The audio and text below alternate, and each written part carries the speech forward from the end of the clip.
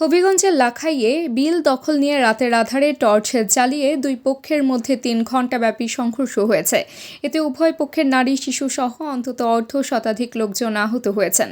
গুরুতর আহত অবস্থায় 4 জনকে উদ্ধার করে সিলেট ওসমানী মেডিকেল কলেজ হাসপাতালে পাঠানো হয়েছে। এছাড়া অন্য আহতদের হবিগঞ্জ জেলা সদর আধুনিক হাসপাতাল ও উপজেলা স্বাস্থ্য কমপ্লেক্সে ভর্তি করা হয়েছে। গতকাল বুধবার সন্ধ্যা 6টার দিকে উপজেলার সজন গ্রামে সংঘর্ষ শুরু হয়, চলে রাত 9টা পর্যন্ত। পুলিশ ও স্থানীয়রা জানান, স্থানীয় কাঞ্জা বিল নিয়ে লাখাই ইউপি চেয়ারম্যান আরিফ আহমেদ রূপন ও ইউনিয়ন বিএনপির সাবেক যুগ্ম সাধারণ সম্পাদক হারিস মিয়ার মধ্যে বিরোধ সৃষ্টি হয়। তাদের পক্ষ নিয়ে গ্রামের লোকজন দুই ভাগে বিভক্ত হয়ে যায়।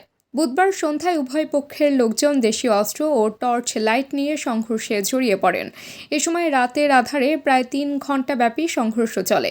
এতে উভয় পক্ষের নারী শিশু সহ অন্তত অর্ধশতাধিক লোকজন আহত হয়। খবর পেয়ে লাখাই থানা পুলিশ ঘটনাস্থলে পৌঁছে সংঘর্ষ নিয়ন্ত্রণে আনার চেষ্টা করে। পরে সেনাবাহিনী ঘটনাস্থলে পৌঁছে রাত 9টার দিকে সংঘর্ষ নিয়ন্ত্রণ করে। এ বিষয়ে লাখাই থানার ভারপ্রাপ্ত কর্মকর্তা বন্দে আলী জানান, বিল দখলকে কেন্দ্র করে দুই পক্ষের মধ্যে সংঘর্ষ হয়েছে। বর্তমানে পরিস্থিতি শান্ত রয়েছে। এছাড়া এলাকায় অতিরিক্ত পুলিশ মোতায়েন করা হয়েছে।